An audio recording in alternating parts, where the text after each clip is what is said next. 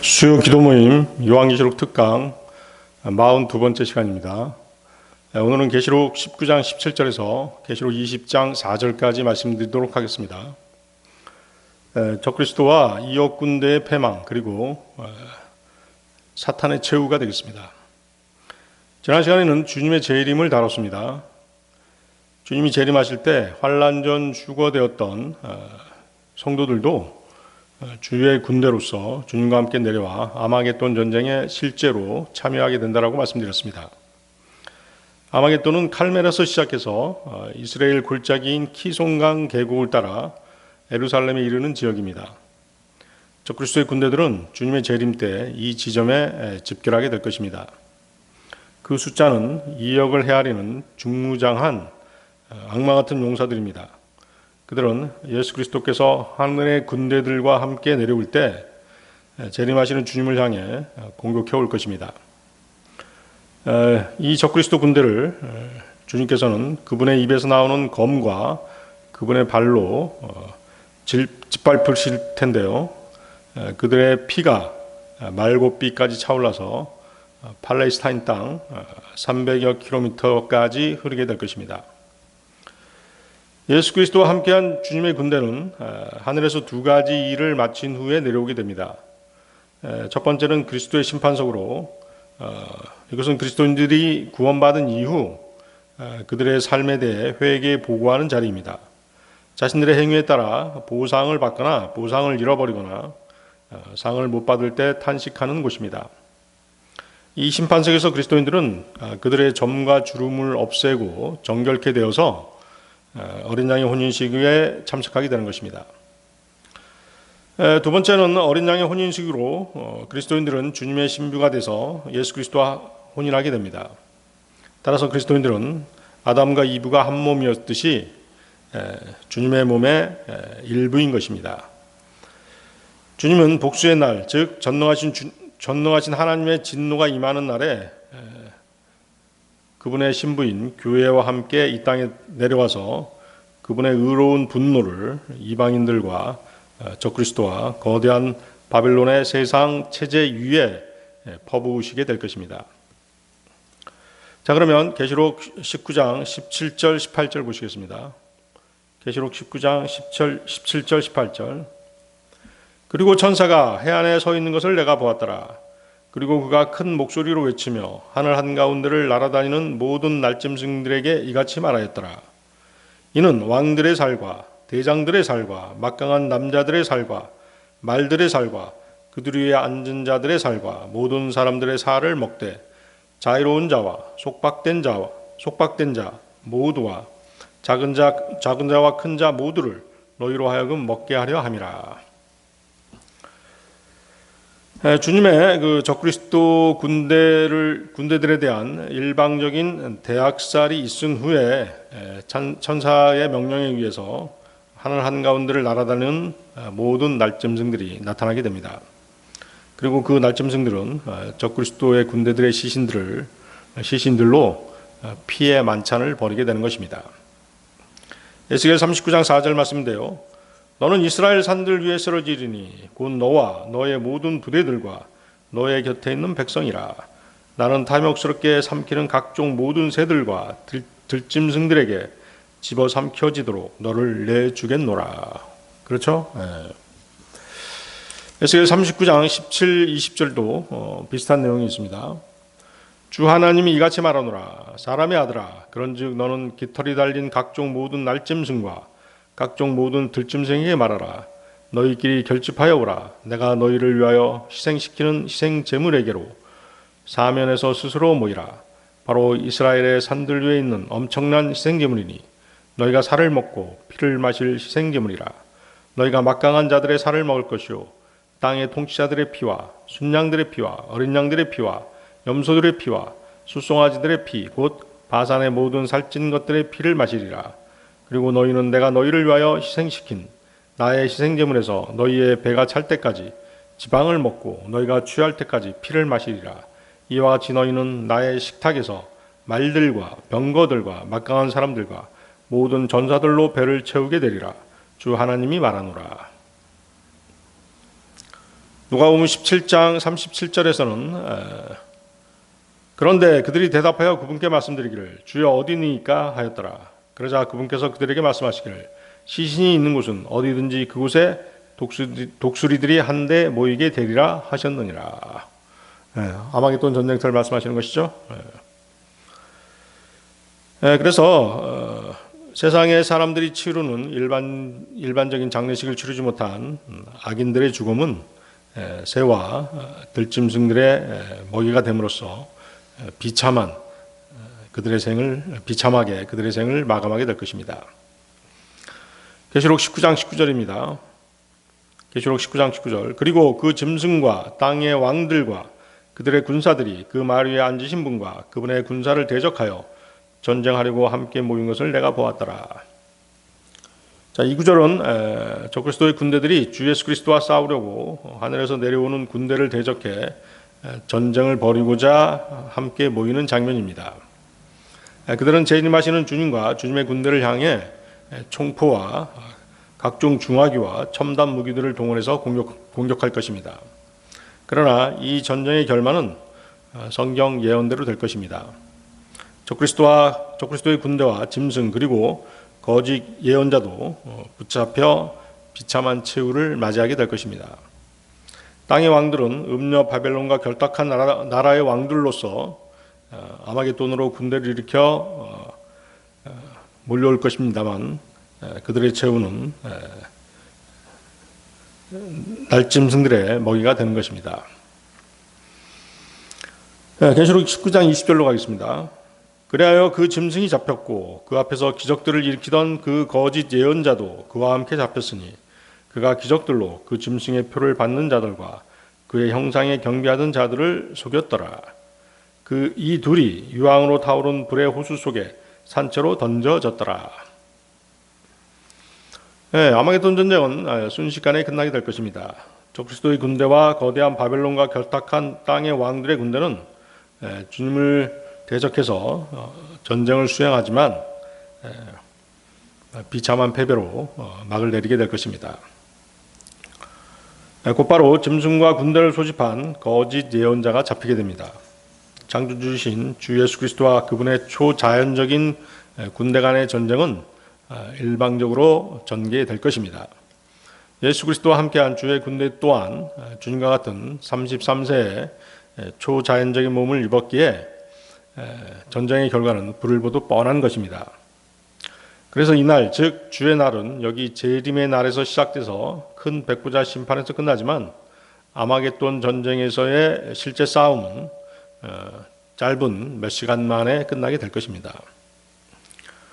거기 그 20절 뒷부분에 보면 유황으로 타오르는 불의 호수가 나오죠.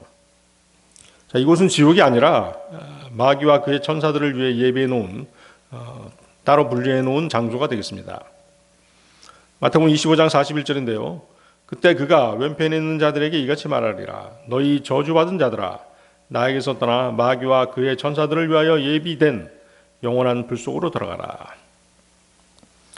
주님의 그 민족들에 대한 심판 과정이죠.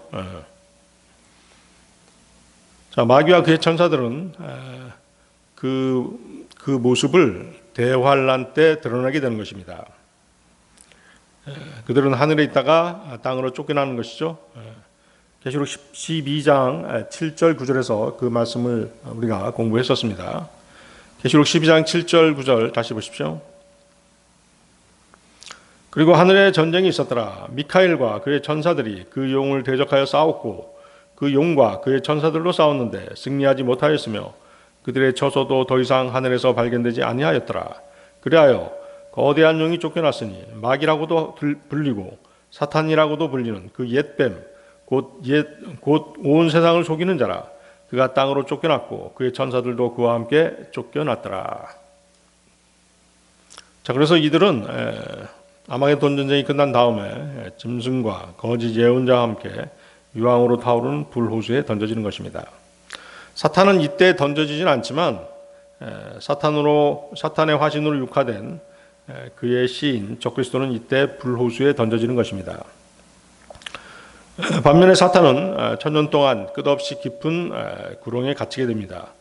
그 뒤에 계시록 20장 10절에서 적을 수가 있는 불호수에 던져지게 됩니다.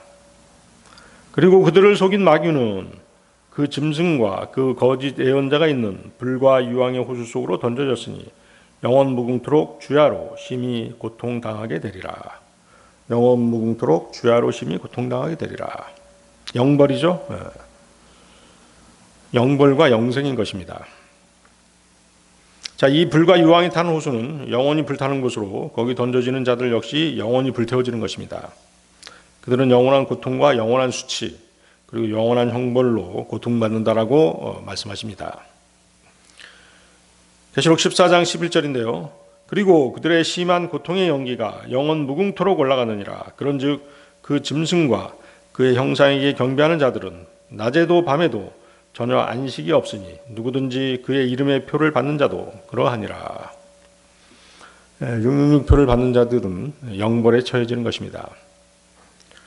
따라서 불호수에 먼저 던져지는 대상들은 짐승과 거짓 예언자입니다. 그리고 사탄은 천년왕국 기간이 끝난 후에 불호수에 던져집니다. 그때 사망과 지옥도 불호수에 던져지게 되는 것입니다. 계시록 20장 14절인데요. 그리고 사망과 지옥도 불의 호수 속에 던져졌더라. 이것이 둘째 사망이라. 자, 불호수에 던져지는 대상들을 지금 설명하고 있습니다. 생명책에 기록되지 않는 자들이 또 불호수에 던져집니다. 계시록 20장 15절 말씀인데요. 그리고 누구든지 생명책 안에 기록된 것이 발견되지 않은 자는 불의 호수 속에 던져졌더라. 생명책 안에 기록되지 않는 자들에 대해서 계시록 21장 8절은 이렇게 말씀하십니다. 계시록 21장 8절 말씀. 그러나 두려워하는 자들과 믿지 않는 자들과 가증한 자들과 살인자들과 행음에 빠진 자들과 마법사들과 우상 숭배자들과 모든 거짓말쟁이들은 불과 유황으로 타오르는 호수 속에 자신들의 부분을 받으리라. 이것이 둘째 사망이라. 구원받고 구원의 확신이 있는 사람들은 두려워할 이유가 없는 것이죠. 지옥에 가는 두려움이 없는 것입니다. 자, 이러한 영원한 지옥의 교리를 진실로 받아들이는 사람들이 죄의 결과와 하나님의 심판의 두려움을 깨닫고 주 예수 그리스도 앞으로 나아오는 것입니다. 믿지 않는 자들에 대한 주 하나님의 두려우신 심판의 결과는 영원한 불의 호수, 그 심판이 되겠습니다. 다른 선택지는 없는 것이죠. 자, 계시록 19장 21절로 가겠습니다. 계시록 19장 21절. 그리고 남은 자들이 말 위에 타신 분의 검으로 살해되었는데 그 검은 그분의 입에서 나왔더라. 그리하여 모든 날짐승들이 그들의 살로 배가 채워졌더라. 그때까지도 살아남은 자들이 있다면 그들 역시 그분의 검, 즉 그분의 입에서 나오는 검으로 살해당합니다. 결국 남은 모든 자들도 죽임을 당하게 될 것입니다. 창조주에 대해 대항하는 것이 얼마나 무모한 일인지 그들은 죽는 순간에서야 비로소 후회하게 될 것입니다. 결국 하나님을 거부하고 대적하는 모든 자들은 멸망하게 되는 것입니다. 스가랴서 14장 1절 3절 한번 찾아보시겠습니다. 스가랴서 14장 1절 3절 말씀. 보라, 주의 날이 오나니 너의 약탈물이 너의 한가운데서 분배되리라. 이는 내가 모든 민족들을 모아 예루살렘을 대적하여 전투하게 할 것이기 때문이라. 그런즉 그 도성이 점령되고 집들이 털리며 여자들이 강간당하리라. 그리고 그 도성의 절반은 포로로 끌려 나갈 것인데 백성 중 남아있는 자들은 그 도성에서 끊어지지 아니하리라. 그때 주께서 나아가시어 그 민족들을 대적하여 싸우시리니 그가 전투의 날에 싸우셨듯이 하시리라. 그렇죠? 그래서 주님의 재림과 민족들이 연합해서 이스라엘 침공하는 것들이 맞물려 있음을 우리가 알 수가 있는 것입니다. 민족들이 이스라엘을 공격하는 것은 2억 군대 외에도 2억 군대에 포함될 수도 있지만은 그 곡과 마곡을 중심으로 한 동서남북에 이스라엘을 대적하는 나라들이 주님의 재림 때 그때에 맞춰서 이스라엘을 공격한다는 사실을 우리는 알 수 있는 것입니다. 자, 거기 보십시오. 또 모든 날짐승들이 그들의 살로 배가 채워졌더라. 시체를 먹는 새들이 모두 내려와서 살과 피로 만차를 벌이는 것입니다. 그래서 성경에서 가장 큰 사건은 주의 날, 그 중에서도 주님의 재림의 날입니다. 주님의 재림은 세상에 대해서는 진노와 복수의 날이고 그리스도인들에 대해서는 참으로 복된 소망의 날입니다. 이날은 그리스도인들이 변화된 새 몸을 입고 창조주와 함께 이 땅에 거하려고 돌아오는 날입니다. 인류가 지금까지 경험한 모든 전쟁을 합할지라도 최후의 아마게돈 전쟁 때 벌어지는 그 피해와 파괴, 불행과 슬픔 및 피해 참상의 절반도 되지 않을 것입니다. 그만큼 잔혹한 전쟁이 될 것입니다. 한꺼번에 2억 군대가 몰살당하는, 그리고 그들의 주검이 피해 강이 돼서 300km 이상을 흘러가기 때문에 얼마나 참혹한 전쟁인지를 우리는 다시 한번 알 수 있는 것입니다. 그래서 아마게돈 전쟁은 인류 역사에서 가장 처참하고 일방적인 유혈 전쟁이 될 것입니다. 자, 계시록 20장으로 가겠습니다. 계시록 20장 1절. 그리고 내가 천사가 하늘에서 내려온 것을 보았는데 그가 끝없는 구렁의 열쇠와 거대한 사실을 그의 손에 가지고 있더라. 계시록은 구약의 열쇠이고 구약은 신약의 열쇠입니다. 누구든지 계시록을 올바로 이해하면 성경 전체에 대한 안목을 가질 수 있다는 얘기죠. 성경에는 몇 가지 열쇠들이 나옵니다. 지식의 열쇠, 하늘의 왕국의 열쇠들, 다윗의 열쇠, 끝없는 구렁의 열쇠, 지옥과 사망의 열쇠가 그것들입니다. 각각의 쓰임새가 다르고 교리적인 적용과 영적인 적용에 있어서 매우 중요함을 알 수 있습니다. 자, 이 열쇠들에 대해서 잠시 공부하는 시간을 갖도록 하겠습니다. 첫째, 하늘의 왕국의 열쇠들입니다. 마태복음 16장 18, 19절 보십시오. 마태복음 16장 18, 19절.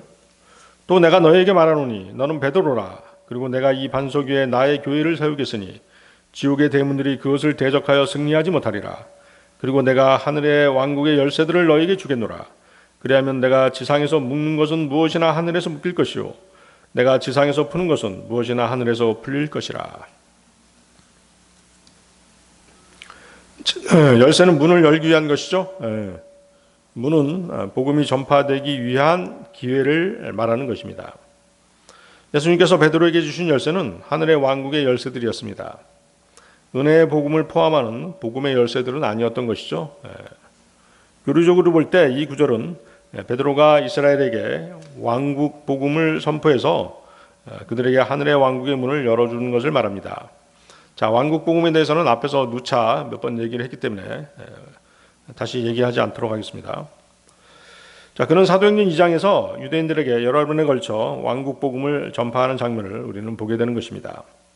그가 한 번이 아니라 여러 번에 걸쳐서 이 일을 했기 때문에 열쇠들이라고 복수로 되어 있는 것입니다. 자, 두 번째는 다윗의 열쇠입니다. 계시록 3장 7절에서 8절 말씀인데요. 다음으로 필라델피아에 있는 교회의 천사에게 기록하라. 거룩한 이요 참된 이요 다윗의 열쇠를 가진 이요 열면 닫을 사람이 없고 닫으면 열 사람이 아무도 없는 이가 이런 것들을 말하노라. 내가 너희의 행위들을 아노라. 보라, 내가 너희 앞에 열린 문을 두었으니 아무도 그것을 닫을 수 없노라. 이는 내가 적은심을 가졌어도 나의 말을 지켰으며 나의 이름을 부인하지 아니하였기 때문이라. 자, 우리는 계시록 3장 7절에서 다윗의 열쇠를 가지신 분이라는 표현을 봅니다. 물론 이분은 주 예수 그리스도십니다. 주님은 유다지파의 사자로 불리시죠. 주님은 유다지파의 위대한 왕이었던 다윗의 계보에서 나셨습니다. 그런데 다윗은 살인죄와 간음죄를 모두 범했습니다. 우리아의 아내 바세바를 통해 간음죄를 범했고 자신의 죄를 은폐하기 위해 우리아를 살해했던 것입니다. 이 두 가지 죄는 어떤 율법의 희생제물로도 용서받을 수 없는 죄입니다. 레위기 20장 10절이 그 내용인데요. 그리고 다른 남자의 아내와 간음하는 남자, 즉 자기 이웃의 아내와 간음하는 자의 경우 그 간음한 자와 그 간음한 남자와 그 간음한 여자가 반드시 사형에 처해지리라. 레위기 24장 17절에서는 그리고 어떤 사람이라도 죽이는 자는 반드시 사형에 처해지리라. 자, 이렇게 간음죄와 사형죄는 그것을 되물릴 수 있는, 취소할 수 있는 희생제물이 없음에도 불구하고 하나님께서는 다윗을 용서하셨습니다. 다윗은 하나님의 자비를 얻어 용서를 받은 것이죠. 이것이 바로 다윗에게 베풀어진 하나님의 다윗의 확실한 자비인 것입니다. 자, 이것은 오직 하나님께서 자신의 주권으로 베푸신 일이기 때문에 우리가 그거에 대해서 불공평하다라고 말씀할 수가 없는 것입니다. 하나님께서는 다윗의 마음과 다윗의 품행, 다윗의 행위들을 보시고 그렇게 자비를 베푸신 것입니다. 또 다윗을 통해서 다윗의 가계의 계보를 통해서 예수님이 오시게끔 하나님이 인류 역사를 계획하고 계셨고 구원을 계획하고 계셨기 때문에 이것은 순전한 하나님의 계획에 의한 것이고 하나님의 주권에 따른 베푸심이었고 자비였다라고 밖에는 말씀드릴 수 없는 것입니다. 따라서 다윗의 열쇠는 주님께 주신 복음의 문을 여는 열쇠가 되는 것입니다. 왜냐하면 신약교회에 구원받은 그리스도인들이 바로 다윗에게 베풀어진 확실한 자비와 같은 그런 자비를 받았기 때문인 것입니다. 그래서 다윗의 열쇠는 하나님께서 다윗에게 베푸신 확실한 자비에 근거한 것입니다. 다윗에게 주어진 확실한 자비는 장차 복음을 듣고 값없이 구원을 받을 모든 그리스도인들이 입게 될 하나님의 자비의 예표가 된다는 것이죠. 자, 세 번째는 지옥과 사망의 열쇠들입니다. 계시록 1장 13, 18절입니다. 계시록 1장 13, 18절. 그 일곱 등잔대들 한가운데서 발까지 내려오는 의복으로 옷 입혀주고 앞가슴이 금띠로 둘러진 인자와도 같은 분을 보았더라. 그분의 머리와 그분의 머리카락은 양털같이 희고 눈같이 하얗더라. 그리고 그분의 두 눈은 불의 화염 같았더라. 그리고 그분의 두 발은 정제된 놋 같아서 마치 그것들이 용광로에서 달궈진 듯 하였더라. 그리고 그분의 음성은 많은 물들의 소리 같았더라. 또한 그분은 자신의 오른손 안에 일곱 별들을 가지셨더라. 그리고 그분의 입에서 날카로운 양날감이 나갔더라. 그리고 그분의 용모는 태양이 그의 기세로 빛나는 것 같았더라. 그런즉 내가 그분을 보았을 때 나는 그분의 두 발 앞에 죽은 자같이 쓰러졌더라. 그러자 그분께서 자신의 오른손을 내 위에 올리시며 이같이 말씀하셨느니라. 두려워하지 말라. 나는 처음과 마지막이라. 나는 살아있으나 죽었던 자라. 그런즉 보라. 나는 영원히 살아있노라. 아멘. 그리고 지옥의 열쇠들과 사망의 열쇠들을 가지고 있노라. 주님은 지옥의 열쇠들과 사망의 열쇠들을 가지고 계신 분이십니다. 주님은 지금 부활 승천하셔서 대제사장으로서 하나님 우편에 살아계십니다. 선지자로 이 땅에 오셨을 때 주님은 죽으셨지만 하나님의 능력으로 다시 부활하셨습니다. 보라, 영원히 살아있노라. 주님께서는 영존하시는 만왕의 왕으로 다시 이 땅에 오실 것입니다. 여기서의 이 지옥의 열쇠들은 빗장들과 문들이 있는 지옥을 실제로 열고 닫는 그런 기능이 있는 열쇠입니다. 요나서 2장 5절 6절 말씀인데요. 요나서 2장 5절 6절 말씀. 물들이 저를 둘러쌌더니 곧 저의 혼까지 둘러쌌나이다. 깊은 곳이 제 주위를 차단하였나이다. 저의 머리 주위가 해처들로 감싸졌나이다. 제가 산들의 바닥들까지 내려갔나이다. 땅이 그녀의 빗장들과 더불어 영원토록 저를 애워쌌나이다. 그럼에도 오 주 나의 하나님이여 당신께서 저의 생명을 부패함에서 건져 올리셨나이다. 자, 요나가 물에 빠져 죽어서 지옥에 간 장면을 묘사하고 있는 그런 내용들입니다. 요나의 죽음은 주님께서 십자가에서 죽으시고 지옥에 다녀오셨음을 보여주는 그런 예표가 되는 것입니다. 주님께서는 이 지옥의 문들과 빗장들을 여닫을 수 있는 열쇠를 갖고 계십니다. 따라서 지옥을 자유롭게 출입하실 수가 있으신 것입니다. 예수 그리스도께서 십자가에 처형되신 후 세상의 모든 죄들을 짊어지시고 그리로 내려가셔서 그곳 지옥에 모든 죄들을 쏟아 버리시고 올라오신 것입니다. 그리고 올라오실 때 빗장들을 단단히 걸고 다시 나오셔서 부활하신 것이죠. 본문 계시록 20장 1절에서는 어떤 열쇠가 또 나옵니까? 구렁의 열쇠가 또 나오죠. 구렁의 열쇠. 이 열쇠는 계시록 9장 1절에서 한번 우리 읽어봤던 그런 열쇠입니다. 계시록 9장 1절 보십시오. 다음으로 다섯째 천사가 나팔을 울렸더니 내가 하늘로부터 땅으로 떨어지는 별 하나를 보았도다. 그리고 그에게 끝없는 구렁의 열쇠가 주어졌더라. 자, 계시록 9장 1절에서는 이 구렁의 열쇠가 대환란의 심판이 시작되었음을 의미하는 그런 상징적인 그런 열쇠였습니다. 대환란이 시작되면서 구렁이 열리고 구렁 안에 있던 자들이 이 땅 위로 올라왔었죠. 그래서 대환란의 심판의 시작을 알리는 그런 내용이 바로 구렁의 열쇠였던 것이죠.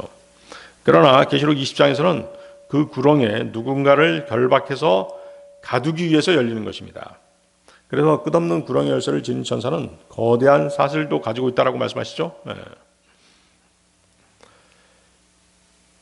계시록 20장 1절 다시 보십시오. 천사가 사슬도 가지고 있죠.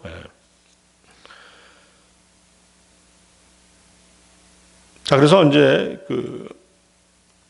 천사들, 영적인 존재들을 가두는 장소가 지하에 있다라고 하는 것입니다. 베드로후서 2장 4절 말씀인데요. 그런즉 하나님께서 죄지은 천사들을 아끼지 아니하시고 오히려 그들을 지옥에 던져버리시며 그들을 어둠의 사슬들에 넘겨주시어 심판 때까지 간직되게 하셨을진데. 그렇죠? 과거 인류 역사가 시작되기 전에 범죄한 천사들이 지금 사슬에 묶여서 지옥 한켠에 갇혀 있는 것입니다. 우리는 그것을 타타루스라고 그렇게 얘기를 했었죠. 하나님께서는 천사들뿐만 아니라 사탄을 결박할 사슬도 가지고 계신 것입니다.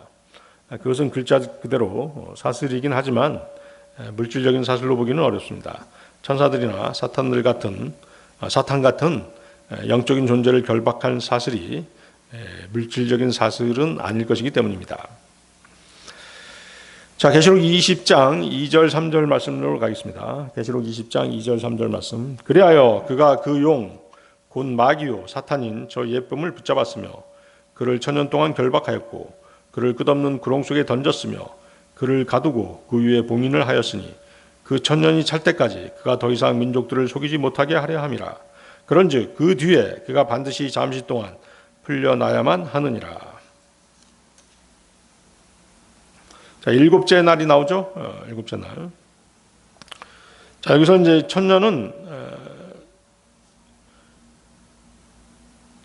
천년이 바로 이제 일곱째 날이 되는 것이죠. 천년왕국 기간.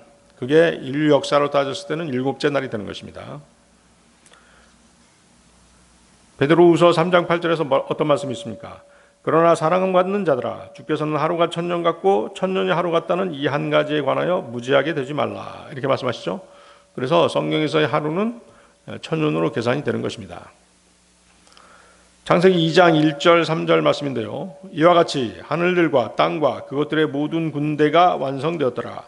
그리고 일곱째 날에 하나님께서는 그분께서 만드셨던 자신의 일을 마치셨으니 일곱째 날에 그분께서 친히 만드시던 자신의 모든 일에서 안식하셨더라. 그리고 하나님께서 일곱째 날에 복을 주셨고 그날을 성결하게 구별하셨느니라. 이는 하나님께서 친히 창조하고 만드시던 자신의 모든 일에서 그날에 안식하셨기 때문이라. 그래서 이제 하나님의 편에서는 하루가 천년 같고 천년이 하루가 틀 수가 있는 것이죠. 어쨌거나 이제 창조 주간에 하나님께서는 일곱째 날에 안식하셨다라고 말씀하시는 것입니다. 호세아서 6장 2절입니다. 이틀 뒤에는 그분께서 우리를 다시 살리시리라. 셋째 날에는 그분께서 우리를 일으키시리니 우리가 그분의 목전에서 살게 되리라. 여기서 이틀은 그렇죠. 신약시대 2000년을 말씀하시는 것입니다. 구약시대 4000년, 신약시대 2000년이죠. 따라서 셋째 날은 구약 4000년, 신약 2000년이 끝나고 다음 날이 되니까 뭐예요? 인류 역사 7000년째가 되는 그런 해가 되겠습니다. 자, 예수님께서도 제자들에게 이 기간에 대해서 말씀하신 적 있으시죠? 요한복음 16장 16절인데요. 잠시 후에는 너희가 나를 보지 못하리라. 그리고 또다시 잠시 후에는 너희가 나를 보리라. 이는 내가 아버지께로 가기 때문이라. 거기 계시록 16장 16절에서 19절을 자세히 보면요. 잠시 후에는 이라는 표현이 7번 나온다는 걸 알 수 있습니다. 하나님께서는 이제 시간 개념이 없으신 분이시기 때문에 시간을 초월하신 분이라는 것이죠. 그렇기 때문에 하루가 천년 같고 천년이 하루 같다는 것은 하나님 편에서는 눈 깜짝할 그런 시간도 되는 것입니다. 우리 인간들 편에서는 천년이라고 하는 그 긴 기간이지만 하나님 편에서는 아예 시간을 염두에 두지 않으시는 것입니다. 그래서 잠시 후에라고 하는 그 표현이 7번 사용됐다라고 하는 것은 그 기간이 7000년임을 알 수 있게 하는 것입니다. 그래서 주님은 이제 인류 역사 7000년이 막 시작될 그때에 다시 돌아오시는 것입니다. 마태복음 17장 1절 2절인데요. 마태복음 17장 1절 2절. 그리고 나서 6일 뒤에, 그렇죠? 거기다 밑줄 치십시오. 6일 뒤에 예수님께서 베드로와 야고보와 그의 형제 요한을 데려가서 그들을 따로 떨어져 있는 높은 산 속으로 데리고 올라가시며 그들 앞에서 변형되셨더라. 그런즉 그분의 얼굴이 해와 같이 빛나셨으며 그분의 의상이 빛과 같이 하였더라. 자, 본 구절에서의 그 6일 뒤에는 바로 인류 역사 6000년이 끝나고 7000년이 시작되는 바로 그 해가 되겠습니다. 주님은 제자들에게 재림하실 때 주님의 모습을 미리 보여주신 것입니다. 다시 계시록 20장 3절로 가보십시오. 계시록 20장 3절. 그 뒤에 그가 반드시 잠시 동안 풀려나야만 하느니라. 그렇죠? 사탄은 마지막 7000년째, 1000년간, 천년왕국 기간 동안에 끝없이 깊은 구렁이에 갇히게 됩니다. 그래서 이 땅뿐만 아니라 어느 하늘에서도 활동할 수 없게 되는 것입니다. 천년 동안 사탄은 끝없이 깊은 구렁에 묶여 있고 이 땅에서 마귀들의 활동도 깨끗이 제거되는 것입니다. 단 육신을 입고 천년왕국으로 밀려간 사람들의 타락한 본성은 여전히 천년왕국에서도 살아있어서 주님의 철권 통제에 반발해서 자신들의 악한 본성을 천년왕국에서도 드러내게 되는 것입니다. 이사야서 26장 10절인데요. 호의가 사악한 자에게 보여지게 하소서. 그럼에도 그는 의를 배우지 아니할 것이니이다. 올바름의 지역에서 그가 불공정하게 처신할 것이요 주의 존엄을 보지 아니할 것이니이다. 그렇죠? 만왕의 왕이시고 만주의 주가 되시는 주님께서 통치하심에도 불구하고 드러내게 통치하심에도 불구하고 주님을 거역하고 배반하는 그런 존재들이 있다는 것입니다. 그래서 아담 안에 있는 악한 본성은 결코 변하지 않는다는 것이죠. 그래서 천년왕국 끝에 사탄이 끝없이 깊은 구렁에서 잠시 풀려 나올 때 그 사탄에게 붙어서 주님께 반역하는 사람들이 생기게 되는 것입니다. 계시록 20장 7절에서 9절이 바로 그 내용입니다. 계시록 20장 7절 9절 보십시오. 그리고 그 천년이 다 끝나고 나면 사탄이 그의 감옥에서 풀려날 것이요 나가서 땅의 사방에 있는 민족들 곧 곡과 마곡을 속이고 그들을 함께 모아 전투를 하게 할 것이라. 그들의 수는 바다의 모래 같으리라. 그리고 그들은 땅의 넓은 곳 위로 올라갔고 성도들의 진영과 그 사랑받는 도성을 보유하였더라. 그러자 하늘에서 하나님께로부터 불이 내려와서 그들을 집어 삼켰더라.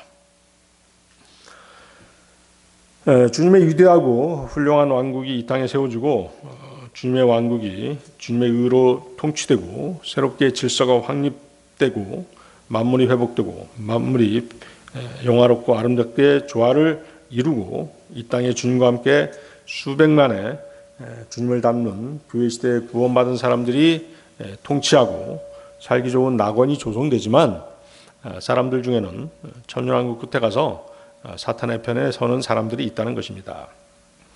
이것은 타락한 아담의 성품 안에 있는 사악함이라고 밖에는 달리 설명할 길이 없는 것입니다. 자, 계시록 20장 4절입니다. 그리고 내가 보좌들과 그것들 위에 앉은 자들을 보았는데 심판이 그들에게 주어졌더라. 또한 내가 예수님의 증거를 위하여 그리고 하나님의 말씀을 위하여 목배임을 당한 자들의 혼들도 보았는데 그들은 그 짐승도 그의 형상도 경배하지 않았고 그의 표를 그들의 이마 위에나 그들의 손안에 받지도 아니하였더라. 그런즉 그들은 살아서 그리스도와 함께 천년 동안 통치하였더라. 자, 본문에서 우리는 교회 시대 성도들과 환란 시대 성도들을 보는 것입니다. 여기 보좌들에 앉게 되는 사람들은 먼저 12사도로 12보좌에 앉아서 이스라엘 12지파를 심판하게 될 것입니다. 마태복음 19장 27절 28절이죠.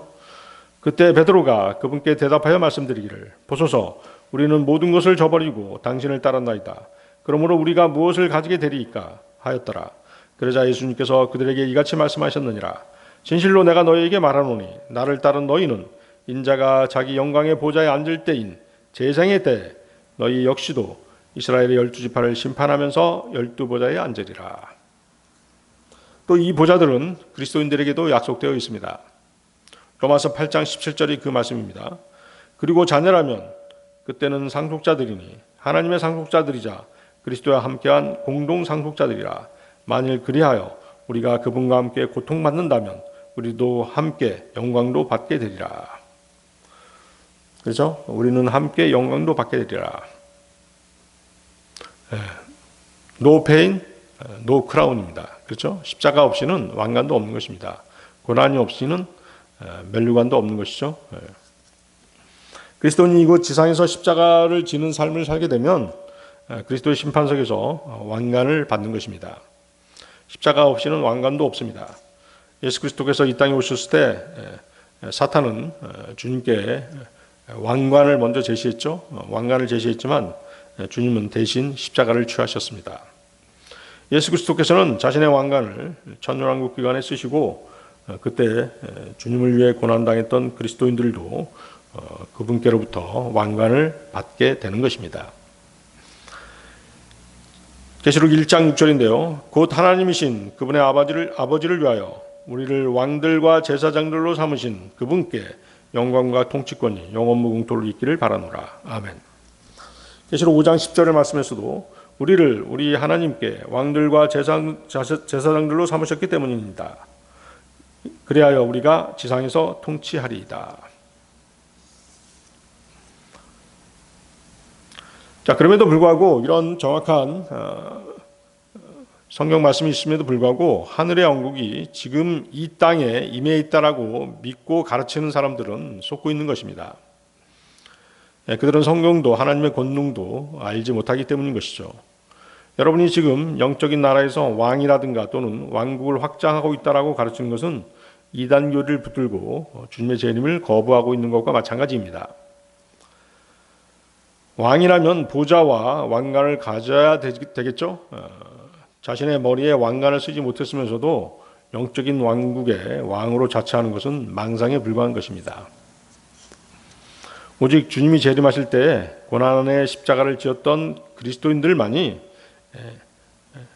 그분으로부터 왕관을 받고 보좌에 앉아서 그리스도와 함께 주님과 함께 통치하게 될 것입니다. 주 예수님께서 태어나실 때 천사가 마리아에게 이런 말을 합니다. 누가복음 1장 32절인데요. 그분께서는 위대하게 되실 것이요 가장 높으신 분의 아들이라 불리시리라. 그리고 주 하나님께서 그분의 조상 다윗의 보좌를 그분에게 주시리라. 자, 여기 다윗의 보좌가 나오죠. 자, 이것은 영적인 하늘에 있는 보좌가 아니라 지상의 문자적이고 실제적인 예루살렘에 있을 주님의 보좌인 것입니다. 마태복음 25장 31절입니다. 인자가 그의 영광 중에 올 때 곧 모든 거룩한 천사들이 그와 함께 올 그때 그가 자신의 영광의 보좌 위에 앉으리라. 예수님이 다시 오셔서 그 보좌에 앉으실 때 비로소 왕이라고 불리시게 될 것입니다. 마태복음 25장 34절이죠. 그때 왕이 자기 오른편에 있는 자들에게 이같이 말하니라. 나의 아버지의 복을 받은 너희들아, 와서 세상의 기초가 세워진 이래로 너희를 위하여 예비된 그 왕국을 상속받으라. 그러므로 천년왕국 기간에 교회 시대 성도들은 보좌들에 앉아서 그리스도와 함께 심판하고 주님과 함께 통치하는 것입니다. 물론 짐승의 표를 받지 않기 위해 순교하고 목배임 당했던 환난 성도들도 이 통치에 참여하게 되는 것입니다. 거기 그 4절을 다시 보십시오. 마태복음 20장 4절. 그들은 살아서 그리스도와 함께 천년 동안 통치하였더라. 정확하게 말씀하시죠. 순교하고 목배임 당한 성도들이 부활하는 것입니다. 그래서 이 구절은 성도들이 거듭남으로써 들어가는 현재 영적인 하나님의 왕국이 그리스도의 지상 통치가 아니라는 것을 결정적으로 보여주는 그런 구절이 되겠습니다. 이 땅에서 예수 그리스도의 통치는 문자적이고 물질적이며 실제적인 눈에 보이는 천년왕국으로 이 땅에 보좌들과 함께 임하는데 아무도 그 보좌나 그 왕관을 주님이 다시 오실 때까지는 취하지 못하는 것입니다. 지금 그리스도인들이 할 일이라는 것은 십자가를 지는 것입니다.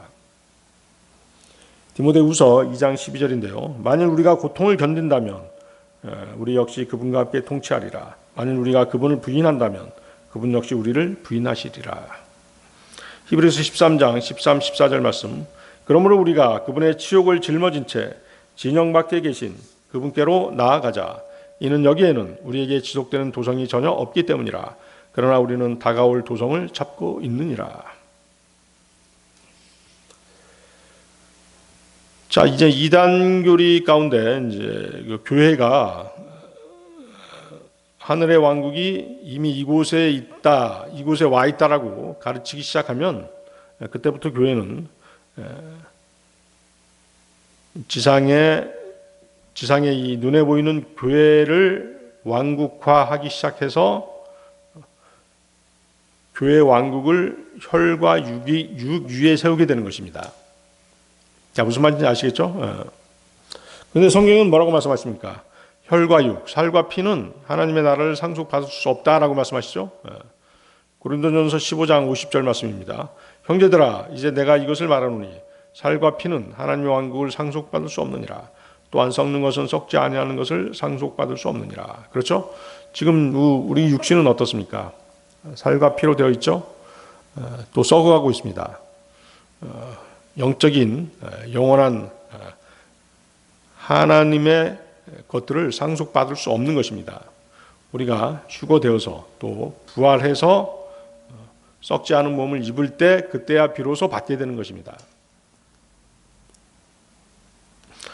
그래서 여러분은 거듭나서 하나님의 나라에 들어갈 수는 있지만 예수 그리스도께서 다시 오실 때까지, 그분이 재림하실 때까지는 그 나라를 상속받지 못하는 것입니다.